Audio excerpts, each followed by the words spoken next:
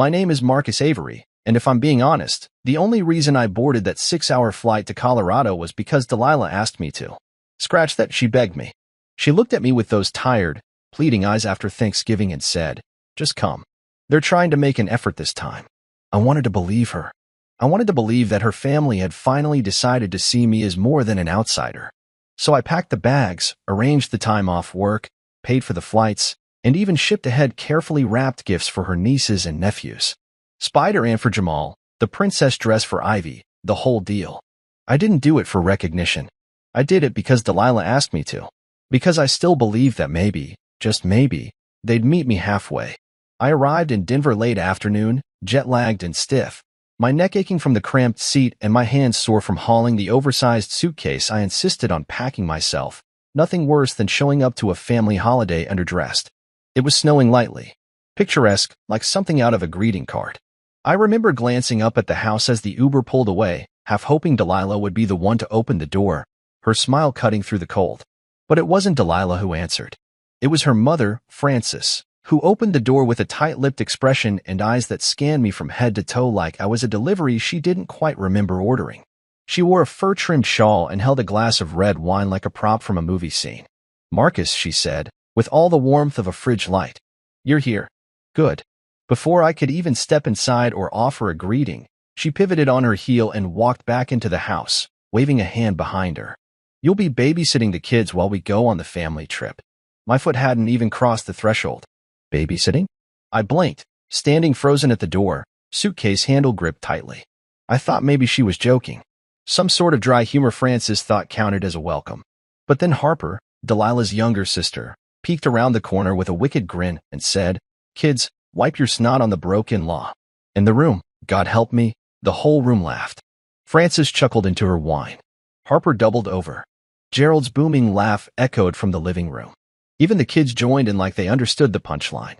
But it was Delilah's laugh that hit the hardest. A soft, nervous giggle. Not loud, not cruel, but enough to gut me. I let the suitcase thud against the floor as I stepped inside slowly, brushing the snow off my jacket. I looked around the living room, scanning their faces, Frances smug, Harper smugger, Gerald oblivious, and then I found Delilah. Her smile faltered when she saw my expression. I didn't yell, didn't raise my voice. I didn't have to. I walked in slowly, like a man choosing his words like scalpel cuts. "Good luck paying for it," I said calmly, without my card. The laughter stopped like someone had yanked a record player plug mid-song. Frances lowered her wine glass, her lips parting slightly. Harper squinted, confused, as if trying to figure out if I was joking. Gerald stood up from his recliner, his brow furrowed. Delilah straightened, visibly paling. "Marcus, what?" I didn't blink. I didn't break eye contact. "You heard me." That was the moment the room shifted. The warm undertones of holiday chatter evaporated. The scent of cinnamon and fireplace smoke suddenly felt hollow. Frances set her glass down too quickly, sloshing wine onto the coaster. Gerald walked forward, the authority in his voice ramping up. "What's this about?" he barked. I tilted my head, speaking slow and even. "You know that ski resort you're all packed for? The one in Vail? Booked under my name. Paid with my platinum. Those airport transfers? Same card. Same account. Those little gift bags y'all were preparing for the hotel stay? They shipped from my Amazon. I've got receipts if you'd like to pass them around like eggnog." Delilah stepped closer, almost stumbling. "Wait. Marcus, what are you saying? What did you do?" I stared straight at her. No anger, just a clean, emotionless truth. "I canceled everything. 72 hours ago. Refunds processed. Reservations wiped. And the card you've been using like it's a joint account? It never was. It's mine. Always has been." The silence was long, tense. The kids shifted uncomfortably. Harper's phone buzzed, and when she checked it, her face went pale. She tapped furiously. Tried again. Her reservation was gone. Her hands trembled. Frances stepped forward, trying to pull the room back into her orbit. "Marcus, you can't just ruin Christmas like this." "No," I said, picking my suitcase back up. I just stopped funding my own humiliation. And in that moment, for the first time since I married Delilah, I felt something strange in that house. Power. Not dominance. Not pride. Just clarity. And clarity? It cuts deeper than any joke ever could. I didn't yell. That's the part people never remember right. They always think the one who draws blood has to scream first, but I didn't. I didn't raise my voice, didn't stomp or slam a single thing. I just started talking. And when I did, it was like peeling paint off a wall. One layer at a time. Quiet. Steady. But you could see what was really underneath. I stood near the fireplace, unzipping my coat slowly while everyone stared at me like I'd set the room on fire. I looked at Delilah first, because I wanted her to be the first to understand. The flights. The hotel in Vale. The SUV transfers. All of it, under my name, I said. All of it paid for by me. Not you. Not your parents. Not your sister. Me. Harper's head snapped toward her phone. She was already swiping frantically, her expression falling with each failed confirmation. No, this isn't right, she murmured. Where's the resort app? Where's the... Your reservation is gone, I said, not even turning to her. I canceled it. Days ago. After the last time Delilah and I argued about the way I'm treated in this house. Frances looked like someone had thrown cold water on her. She blinked at me, trying to recover. You can't just cancel a family trip, Marcus. Sure I can, I replied calmly. It wasn't a family trip. It was a funded performance, paid for by someone you mock the moment he steps through the door. Gerald, who'd been silent until then, pushed off the arm of the couch and walked toward me. He was red-faced, his jaw tight. You're saying you just, what? Pulled the plug behind everyone's back? Sabotaged us. I turned to him. You say sabotaged. I say refused to sponsor a vacation for people who don't respect me. Delilah's eyes were darting between all of us, her lips parted, breath shallow. Marcus, why didn't you tell me you were canceling? We could have talked about this. I laughed, a short, bitter thing. Talked? Like we talked last month, when your mother said I was playing husband, and you laughed like it was a joke. Like we talked when Harper said I was lucky you settled for me, and you defended it as teasing. Her face crumbled then. She opened her mouth to speak, but I held up a hand. I didn't bring this up then because I thought maybe I was overreacting. That maybe I was just tired from work, from life. But every time I show up for your family, I leave more invisible than when I arrived. And then today? You laughed, Delilah.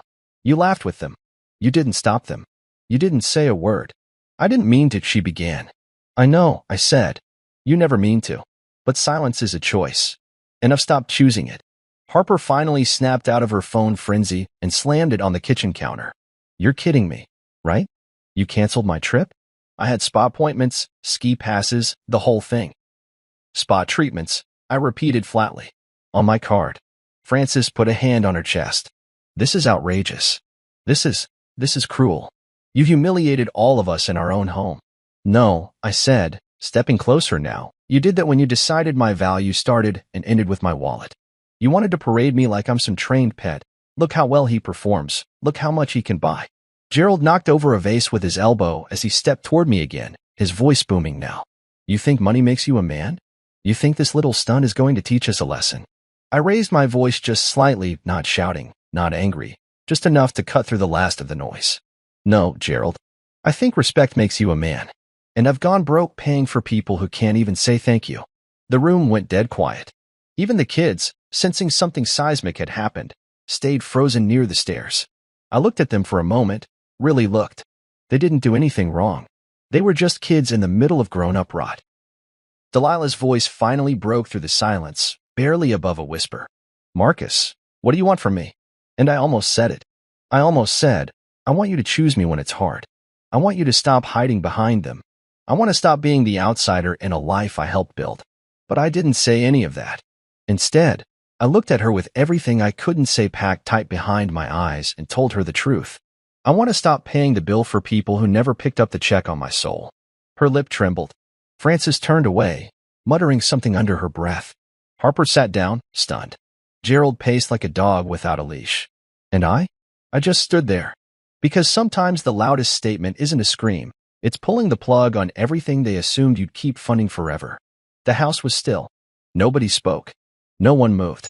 Frances clutched the edge of the kitchen island like it might steady her. Gerald stood in the corner, grinding his jaw, so loud it was almost audible. Harper sulked, tapping her phone with trembling fingers as if sheer willpower might bring her canceled trip back. Delilah hadn't said a word since I delivered my last line. Her eyes were glassy, lips parted, trying to form a sentence she could live with. That's when the doorbell rang. It wasn't loud, Just a polite ding-dong that might have gone unnoticed on any other day. But in that moment, it sounded like a bomb. Frances gasped softly and turned toward the door. "That's the Uber," she said, her voice light but strained. "Harper, grab the bags." I didn't move. I just stood there, arms crossed, watching her attempt to salvage the illusion that this family trip was still happening. "That's not your ride," I said quietly. Delilah's head whipped toward me. "What do you mean?" I didn't answer her immediately. I walked slowly to the front door, gripping the brass knob with calm certainty, and opened it. Standing on the porch was a woman in a charcoal blazer, dark jeans, and boots dusted with snow. She had a clipboard tucked under one arm and an ID badge hanging from her neck that read, "Erin Caldwell, Colorado Child and Family Services." "Good afternoon," she said with practiced calm. "Are you Marcus Avery?" "I am," I replied, stepping aside. "Come in." The air in the living room dropped 10 degrees. Erin stepped in with professional poise, her eyes scanning the room as if she'd already cataloged every person by face and potential liability. "I'm here to follow up on a report filed 3 weeks ago regarding the welfare and supervision of minors in this residence." Frances looked like she'd swallowed her tongue. Excuse me? What is this?" Harper stood halfway out of her seat, panic rising. "Wait, what kind of report?" I walked past Erin, not looking back. "One I filed. After a FaceTime call with Delilah. Kids were on the front porch. No jackets. No adult in sight. I screenshotted it. Date stamped. Location enabled. I sent it all." Delilah turned sharply toward me, stunned. "Marcus, what? You never said anything." "No," I said, because I knew saying something wouldn't change anything, but doing something might. Erin cleared her throat. "At this time, I need to confirm the number of minors currently in the home, the supervising adult, and the conditions of their care. If someone could walk me through the house, that would be helpful." Frances sputtered. "This is a misunderstanding. We were just about to leave. They'll be with Marcus. It's all arranged." I raised an eyebrow. "Is it?" Erin turned to me. "Can I confirm, Mr. Avery, did you agree to provide childcare for these minors?" I pulled out my phone and scrolled to the last text I'd received from Delilah, holding it up for her to see. "Pickup conditioner. That's it. Nothing about babysitting. No conversation. No agreement." Harper groaned, dragging her hands down her face. "We were packing. I leave notes. Marcus was obviously going to watch them." Erin tilted her head. "Verbal agreements or assumptions do not count as informed consent when it comes to the care of minors. I'm going to need to see the children now." Gerald stepped forward, trying to regain control. "We're not criminals," he growled. "This is outrageous." "No one said you were," Erin replied, her voice calm but steely. "This is standard procedure." I walked ahead, guiding her up the stairs. The house wasn't dirty, per se, but it was disorganized in a way that revealed the truth. Dishes were piled in the sink. Wine glasses sat half full on the mantel. Laundry baskets overflowed at the base of the stairs. Half-eaten takeout containers decorated the hallway console like ornaments. Upstairs, the kids were sitting in the hallway, playing on a tablet. No snacks. No water. No adult in sight. The youngest one had a shirt on backward.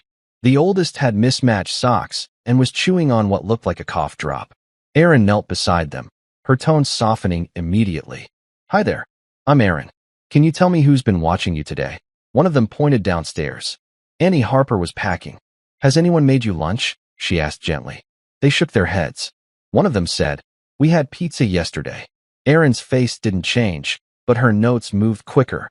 Back downstairs, the tension had morphed into pure dread. Frances wrung her hands. Harper was pacing. Gerald kept muttering under his breath about lawsuits and revenge. Delilah just sat on the arm of the couch, silent. She looked at me as I returned, eyes pleading. But I didn't stop. I stood beside Erin as she clicked her pen closed. "We'll be following up," she said flatly. "This isn't closed."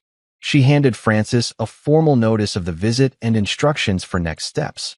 The silence that followed her words was deafening. When she left, I didn't speak. I didn't gloat. I didn't smirk or linger. I just stood still, staring at a family that had spent years laughing at me while I picked up the tab, until the moment I changed the rules. They thought I came to Colorado to play along. They didn't realize I came to collect. I didn't say much. I didn't need to. Erin had her clipboard, her badge, and the quiet power that came from knowing the law was on her side. The moment we started the tour, the whole dynamic shifted. The confidence, the smug entitlement that filled this house just an hour ago, gone. In its place, unease. And silence.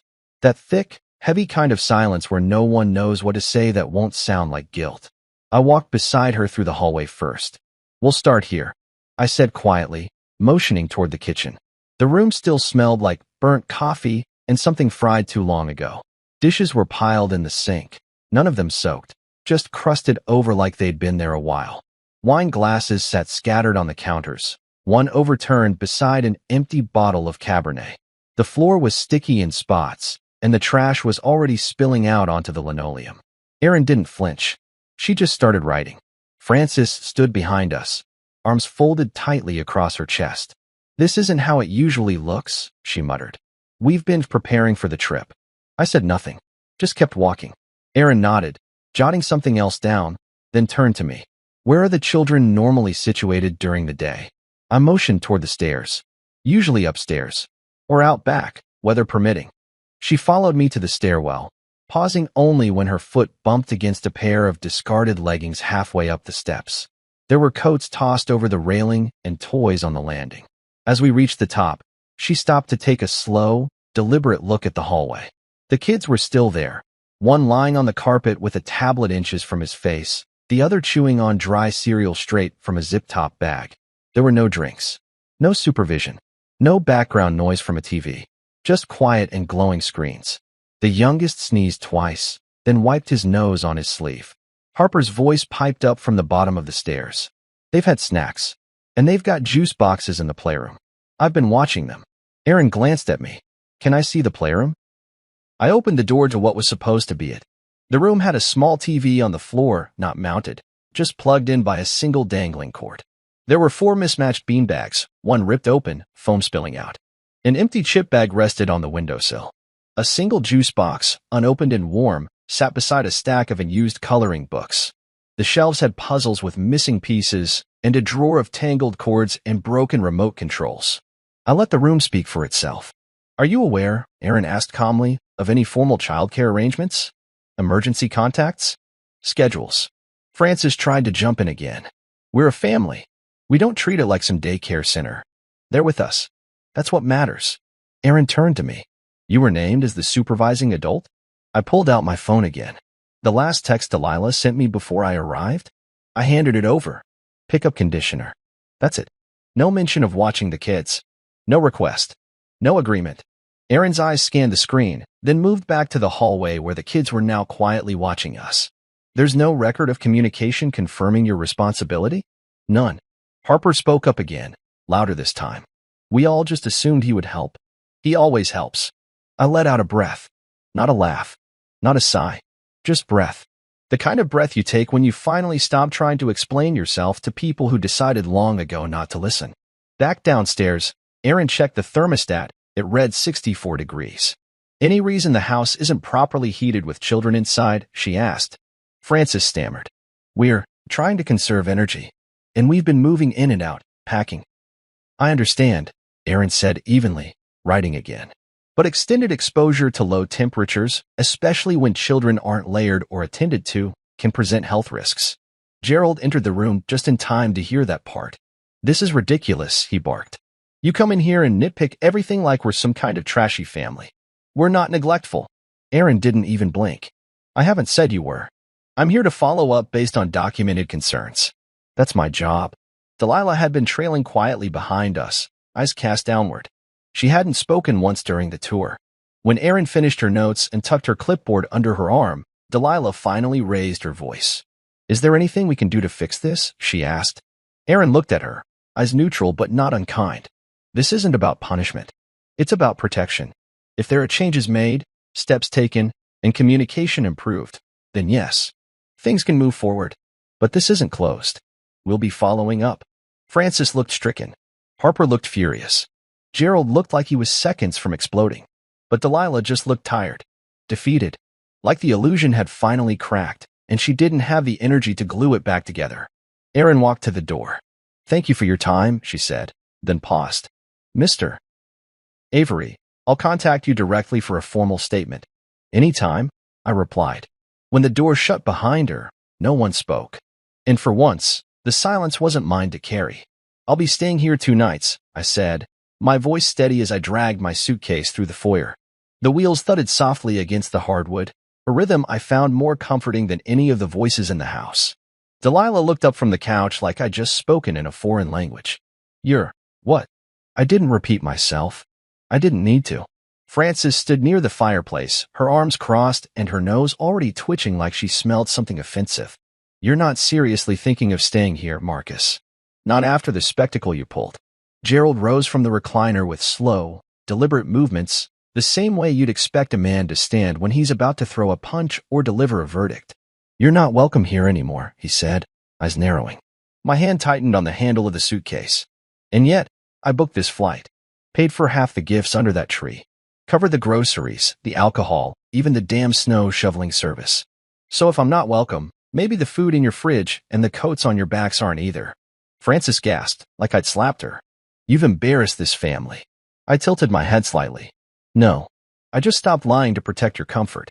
Delilah stood then, hovering between me and her parents like she was trying to split the middle of a minefield. Her voice was soft, wavering. "Marcus, can we talk? Just us." I paused, looked at her, but I saw it then, the same hesitation in her eyes that I'd seen too many times before. Not fear, not guilt, just fragility. Like she was still hoping I'd be the one to fold, to soften the blow, to make things easier for her. But I was tired of soft landings. "I won't stay long," I said. "Just tonight and tomorrow. Then I'm moving into my place." Harper, sitting on the stairs with her phone still clutched in her hand like a lifeline, laughed bitterly. "What place? Your little Airbnb? You gonna cry alone into your king-size pillow?" I didn't even glance at her. I just said, "No, Harper. I'm talking about the one-bedroom luxury condo I paid off 6 months ago. Downtown. Full security. Garage access. View of the mountains. It's mine. I just never told anyone, because no one ever asked." Frances blinked. "You bought a place?" I shrugged. "It's amazing what you can afford when you're not trying to impress people who think you're beneath them." Delilah sat down slowly, the wind knocked out of her. She opened her mouth, but I turned away. I didn't need more explanations. I didn't need another emotional half-apology wrapped in good intentions. I walked back out to the porch. My car was already waiting at the curb, a sleek black rental SUV I'd reserved before I even boarded my flight. I opened the trunk, tossed my suitcase inside, and closed it with a satisfying thud. The cold Colorado air bit into my skin, but I welcomed it. It was honest. It didn't pretend to be anything else. The drive into the city was long, quiet, and smooth. My phone buzzed a few times, probably Delilah, maybe Frances, definitely Harper spewing another insult I wouldn't bother reading. I didn't check. I just drove. 35 minutes later, I pulled into the private garage beneath the building. The key fob worked on the first try. I parked, took the elevator to the 6th floor, and walked into a condo that smelled like fresh paint and possibility. Clean. Sleek. Dark hardwood floors, matte black finishes, minimalist kitchen. A king-size bed I hadn't even slept in yet. A stocked fridge. Curtains still pinned open to the view of city lights flickering across distant snow-covered rooftops. I dropped my bag just inside the doorway and took a deep breath. It was cold inside, sure, but it was mine. No voices. No judgment. No cheap laughs at my expense. I walked to the window, stared out at the skyline, and let the silence wrap around me like a blanket. For the first time in years, I wasn't somebody's plus one. I wasn't the outsider looking in. I wasn't the ATM in a cardigan. I was just a man, Marcus Avery. And this space, this choice, this breath I finally had room to take, it was mine. No one could reach me here. Not unless I let them in. Back at the house, they'd be scrambling. Frances ranting. Gerald pounding on some surface. Harper whining to anyone who would listen. Delilah crying, maybe. Or staring at a wall wondering how things fell apart so quickly. But nothing fell apart. I just stopped holding it all together. The next morning started with a kind of stillness I hadn't felt in years. The condo was quiet, just the hum of the fridge and the occasional creak from the radiator. I made coffee without anyone asking where the filters were. I showered without a single knock on the door. I sat in the armchair by the window and watched the snow drift over the rooftops, cup in hand, no one to answer to. Peace isn't always loud. Sometimes it's just the absence of being needed, of being blamed, of being invisible. Around 11 a.m., My phone buzzed. It was Delilah. Please. I need to talk. Alone. No fight. I stared at the screen for a full minute. I didn't want drama in my condo. I didn't want tears. But a part of me, stubborn and stupid, still wanted to hear her voice, if only to know what story she'd try to tell now. I typed a short reply. Come over. When the knock came 25 minutes later, I opened the door to find a very different Delilah than the one who stood beside her mother laughing at me. No makeup. Hair pulled into a loose bun. Hoodie and leggings, no jewelry, no mascara to hide behind. She looked normal, human, not the curated version she showed to the world when her family was watching. She stepped inside slowly, her eyes scanning the space like she wasn't sure where to stand. This is nice, she said softly. Really nice? I nodded and closed the door behind her. It's peaceful. She turned to me. You didn't tell me you bought a place. You didn't ask. That hung between us, heavy and sharp. She moved to the window, arms folded, watching the snowflakes tumble. I deserve that. I said nothing. She turned, her eyes softer now. Marcus, I didn't come here to defend what happened. I came to apologize. I raised an eyebrow. Did they put you up to this? No, she said quickly. They don't even know I left the house. I drove myself. No makeup so no one would ask questions. I didn't reply. I waited. She walked further into the condo, sat gently on the edge of the couch like she wasn't sure she was allowed to get comfortable. I didn't realize how much you did, how much you handled without saying anything. You made everything work, and I let them make you the punchline. I laughed, Marcus. I laughed. I hate that I did that. I crossed my arms. But you didn't stop them. You never stopped them. Her voice cracked. Because I didn't want to pick sides. You didn't have to pick sides, I said. You just had to choose what was right. She looked at me then, really looked. And for the first time, I didn't see the girl I married, the one who made promises under soft lights and champagne toasts. I saw the woman who had spent years being pulled between loyalty to her family and love for me, and chose comfort every time. I thought love was showing up, she said. That as long as I came home, as long as we were together, that was enough. But I see now, love is defending. It's protecting. It's not letting someone get torn apart just because it's easier to stay silent. I said nothing for a long moment. Then, it's not about the money, Delilah. She nodded. I know. It's not even about the vacation. Or the gifts. Or the house. Her eyes filled. I know. It's about the fact that I stood in a room full of people who should have had my back. And when they mocked me, you didn't flinch. You laughed with them.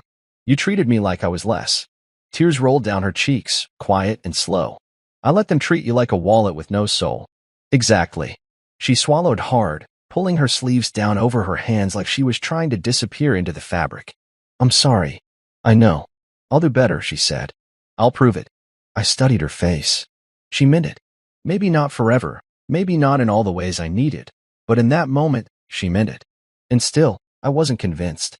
Because the apology came after the collapse. After the silence. After the embarrassment. And while I appreciated the courage it took for her to walk through that door, there were years before it when she should have said something. When she could have stood beside me instead of behind her mother. I'm not asking you to take me back, she added quickly. I'm not asking you to forgive everything right now. I needed you to know that I see it now. I see you. Not just the things you do. You. I nodded slowly. That's a start. She stood then, wiping her cheeks. Thank you for letting me come. I walked her to the door. Didn't touch her. Didn't linger. As she stepped into the hallway, she turned one last time. If I keep showing up like this, honestly, consistently, will you let me try? I didn't answer. Not yet. She left without pressing. Without begging. And that, at least, was something. It was close to midnight when the phone rang. I just finished brushing my teeth, the steam from the hot water still clinging to the bathroom mirror. I was halfway into bed, the soft hum of the heater filling the quiet. The screen lit up with an unknown number. I didn't answer. I let it go to voicemail, not because I was afraid of who it might be, but because I already knew. People rarely call at that hour unless it's an emergency or a guilt-ridden attempt to regain control. Either way, it wasn't my problem tonight. A few minutes later, I tapped play. Marcus. The voice was unmistakable, Gerald. Cold. Slow. Calculated. You want to destroy this family? You'll regret it. I don't care what you think you've done, or what power you think you have, but we don't bend to ultimatums. And if you keep dragging our name through the mud, I promise you, you won't like what happens next. He hung up. No goodbye. No explanation. Just a threat, neatly wrapped in entitlement and sealed with pride. That was Gerald in a nutshell. A man who couldn't imagine consequences applying to people like him, to families like his. I didn't react. I didn't throw the phone. I didn't call him back. I sat down, slid open the drawer in the side table, and pulled out the envelope I'd kept ready for months. Inside were layers of quiet proof, bank statements, credit card transactions, shipping receipts, and a full printout of every digital reservation I'd canceled 3 days ago. Each page labeled and dated, each one a quiet monument to what I had carried, funded, and tolerated. Not for applause, not for control, just for peace. For the possibility that love and belonging could coexist under one roof. But that peace had come with a price. And now, I wasn't willing to pay it anymore. The next morning, I dressed in a gray turtleneck, slacks, and a black wool coat. I packed the envelope into my leather briefcase, slipped on gloves, and stepped into the icy wind with purpose.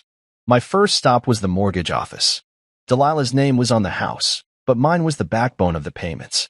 I sat across from the loan officer, a woman named Cynthia with sharp eyes and gentle hands, and handed her the form I pre-filled. "You're sure?" she asked, pen hovering. "Positive," I said. She signed it, stamped it, filed it. Just like that, my name was no longer tied to their address. The house, the loan, the responsibility, it was all theirs now. A castle of convenience that I had once helped build, now left for them to maintain on their own. My next stop was the bank. I met with the manager, a kind man named Ruben, and canceled every recurring payment tied to their lives, grocery deliveries, utility bills, car insurance. The automatic draft stopped, one after the other, like shutting off faucets in a house that had long forgotten where the water came from. Ruben glanced up at me as I signed the last cancellation. "Everything okay at home, Mr. Avery?" I looked him in the eye and said, "It's not my home anymore." The final errand of the day was the Housing Authority office. I handed over a second folder, evidence of benefit misuse. Subsidized utilities for people with 3 incomes. Children listed on documents as dependents but routinely left unattended. Aaron Caldwell had started the process, but I was finishing it.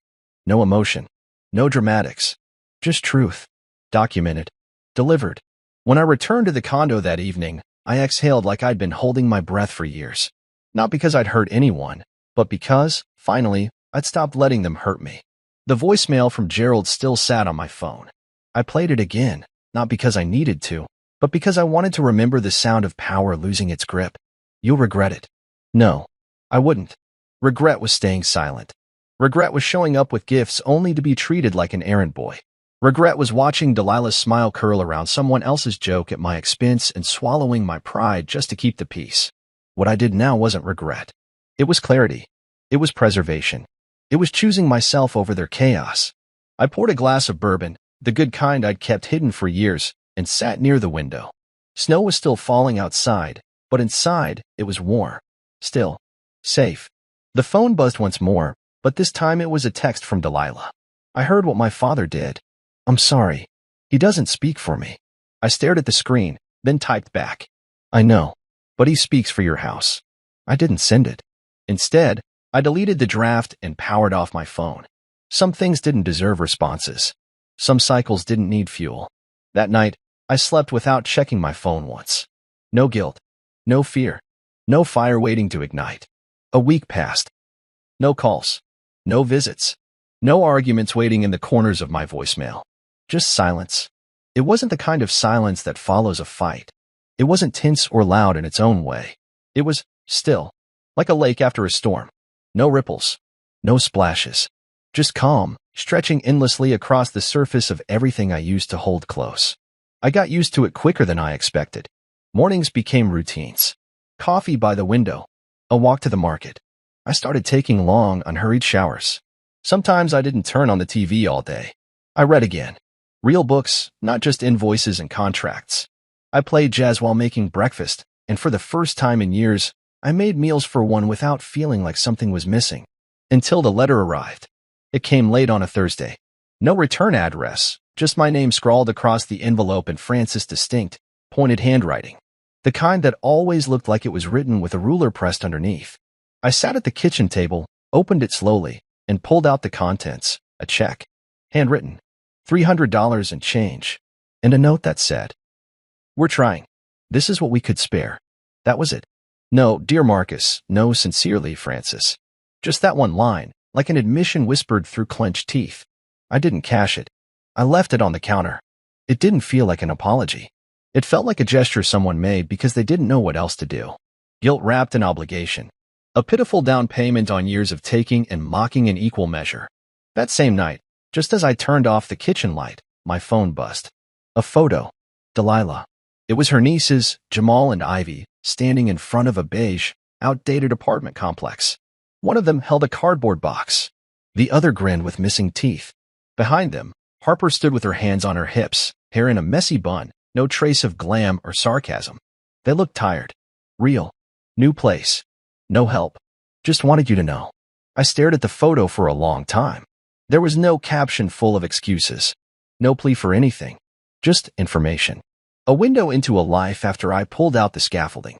And for a moment, I felt something I didn't expect. Not triumph. Not satisfaction. Just wait.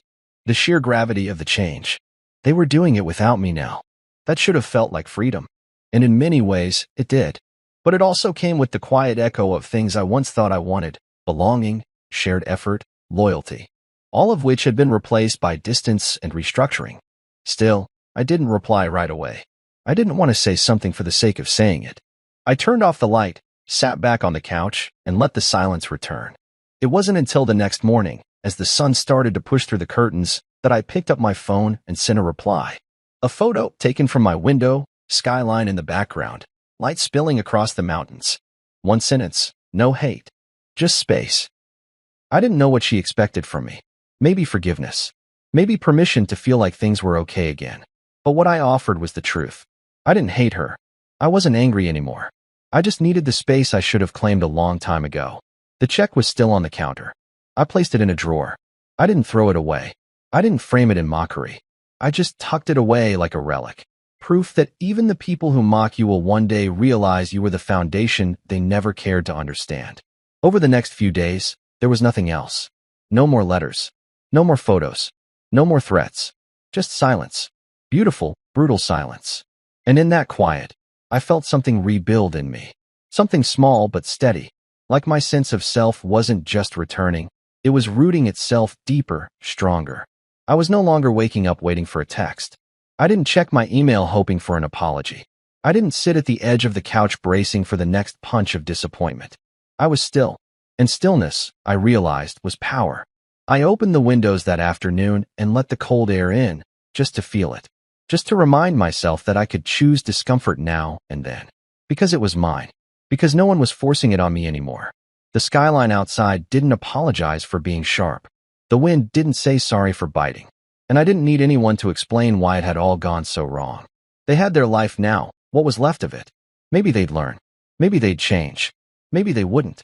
But me? I was changing already. Not loud. Not flashy. Just finally free. It was late January, the kind of bitter cold that settles deep into your bones even before you step outside. I'd just gotten back from the gym, steam rising from my shoulders as I peeled off my sweatshirt. I hadn't spoken to Delilah or anyone in her family since the last message. The silence had become routine. Peace wasn't something I tiptoed around anymore. It was just the way I lived. Then came the knock. 3 soft taps, barely audible. I glanced at the time, 8:27 p.m. No text. No call. I approached the door slowly, expecting maybe a neighbor, maybe a delivery error. But when I pulled it open, I didn't find a package or stranger. I found Frances. She stood in the hallway wrapped in a gray wool coat, 2 sizes too large, swallowing her frame. Her makeup was gone. Her nails, once manicured to a shine, were chipped and uneven. She clutched a worn leather handbag like it contained her last thread of dignity.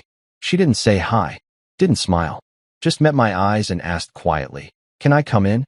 I paused, considered closing the door. But something in her eyes, something cracked and unsure, told me this wasn't a performance. I stepped back. "Yeah, come in." She entered slowly, as though she were crossing into another life entirely. She didn't sit. She walked straight to the window, arms still wrapped tightly around herself, and stared out at the traffic below. "I didn't come here to yell," she said after a moment, "or to argue. I think I'm past that." I waited. She took a breath, then said, Delilah's not living at home anymore. Gerald's temper, it got worse after everything. She's been staying with Harper and the girls. I nodded, not in surprise, just in acknowledgement. And the rest? She turned to me slowly. Gerald burned every bridge. The neighbors avoid us. The bank called about missed payments. Harper's car was repossessed last week. Ivy cried when the tow truck pulled away. Her voice broke a little on the last sentence. She blinked quickly, composing herself. It's like everything unraveled at once. I didn't realize how much of it, of all of us, was being held up by you. You didn't want to realize it, I said gently. She nodded. That's fair. For a moment, we just stood there, the hum of the heater and the occasional horn from the street below filling the silence. What do we do now? She asked. It wasn't bitter or manipulative. It wasn't a ploy. It was genuine. A woman who had spent years running the show now asking for direction because the script had been burned. I folded my arms. You live within your means. You stop treating people like lifelines. You teach your daughters that love isn't something you wring dry. And you don't expect people to keep saving you from yourself. Frances winced, but didn't argue. And you? If I'm ever in your life again, I said, it won't be because you need something. It'll be because you respect me enough to show up with nothing but honesty. She nodded again, slowly, then reached into her bag and pulled out another check. This one folded inside a plain white envelope. It's not enough, she said. But we're trying. I didn't take it. I didn't reject it either. I just looked at her. For the first time in our history, Frances Avery, Delilah's formidable, sharp-tongued mother, looked small. Not weak, just human. And for a second, I remembered all the holidays I tried to win her over. All the times I stood beside her in the kitchen, peeling potatoes or carving turkey, thinking maybe if I did enough, she'd let me in. But maybe this, her standing in my home, humbled and unsure, was what it took for either of us to finally see the other clearly. You should go, I said softly. It's getting late. She didn't argue. She walked to the door, paused with her hand on the knob, and turned once more. You were right about everything. I just wish I'd seen it before it cost us everything. Sometimes, I said, the cost is the only thing that makes people look. She nodded. Good night, Marcus. Good night, Frances. And then she was gone. The door closed behind her with a soft click, and I stood there for a moment longer, letting the echo settle. The check sat untouched on the table. I didn't feel triumphant. I didn't feel bitter. I just felt done. Done with being small to make others comfortable. Done with waiting to be chosen. Done with proving my worth in credit card statements and favor trading. The past had knocked, and I had let it in, not to stay, but to hear it out. To make peace, not to rebuild. And now? Now it was time to close the door for good. Now it's February. No more phone calls in the middle of the night. No more hushed arguments behind bathroom doors or family meetings disguised as ambushes. Just a stocked fridge, a warm bed, and mornings that start when I open my eyes, not when someone else's crisis demands my attention. The peace came slowly at first. I didn't notice it right away. It wasn't grand or sweeping like some movie scene where the hero breathes in mountain air and everything clicks into place. No, it crept in the stillness between heartbeats, in the absence of tension, in the soft moments I stopped bracing for things to go wrong. I eat dinner alone most nights now, not in sadness, but in choice. I cook what I like. I leave dishes in the sink if I feel like it. Sometimes I light a candle just because it smells good. There's no audience, no judgment, just me. One night, I laughed, actually laughed, watching an old comedy rerun on TV. I caught myself in the reflection of the window, mouth open, eyes crinkled, shoulders relaxed. And I realized I hadn't heard that sound come out of me in months, maybe years. It wasn't because someone made a clever joke. It was because I wasn't waiting anymore. Not waiting for the next sarcastic comment. Not waiting for the next cold shoulder or the next request disguised as affection. I wasn't preparing for the next catastrophe. That's what my life had become, one long series of emotional triage, always cleaning up after someone else's mess, always explaining, covering, managing. I'd lived in survival mode so long that peace felt foreign when it finally arrived. Until now. Now it fits. Like a coat I didn't know was tailored for me. Last night, Delilah sent a photo. It was simple. The girls, Jamal and Ivy, bundled in scarves and mismatched gloves, building a snowman in the yard of that modest apartment complex. Their smiles were wide, their faces rosy with cold and joy. The caption read, "It's not much, but it's real." I stared at it for a long time, not because it made me sad, not because it tempted me to run back and fix what had already collapsed, but because she understood now. She understood what I'd been trying to say without yelling, without threats, without ultimatums. Real doesn't always look pretty. It doesn't always come with a ribbon or applause, but it's honest. I typed back, "Good. Keep going." That was all I had to say. No promises. No door reopened. Just acknowledgement. Respect. A nod across the bridge we'd both burned for the right reasons. Gerald never apologized. I never expected him to. Men like him don't say sorry. They just collapse under the weight of their own unchecked pride. Last I heard, he was still raging around that big house, yelling about betrayal while the walls he once controlled slowly turned on him. Frances never sent another check. She didn't need to. Her visit had said what the paper couldn't. Harper took a job as a receptionist somewhere in town. A friend of a friend told me she was learning to budget. She drives a second-hand car now. I'm not gloating. I'm just saying, it's amazing how much people learn when they're forced to stand on their own legs. And me? I bought a new couch. Leather. Deep brown. The kind you sink into and don't want to leave. I hung art on the walls, abstract stuff. Nothing fancy, but it's mine. I even planted a little cactus by the window, something that doesn't need much but still thrives if you give it a little light. That's me now. Not flashy. Not needy. But thriving. I work my hours. I come home. I walk. I breathe. I sleep. Not the restless, tense kind of sleep I had back in that house. Real sleep. The kind that leaves you rested. Whole. Sometimes, I think about what it would have looked like if Delilah had defended me sooner. If Frances had recognized the man in front of her instead of the bank balance. If Gerald had thanked me instead of using me. But those are just shadows now. Not regrets. Just ghosts in the corners of a chapter I've closed. The truth is, I've changed. Not just my address. Not just my contact information. Me. I don't need to be the fixer anymore. I don't need to be the provider if the price is my dignity. I don't need to be the peacekeeper in a war I never agreed to fight. I need quiet mornings. I need respect. I need laughter that's mine, not borrowed, not filtered through the approval of people who never really saw me. And now, I have it. Not much, but it's real. And after everything, that's more than enough.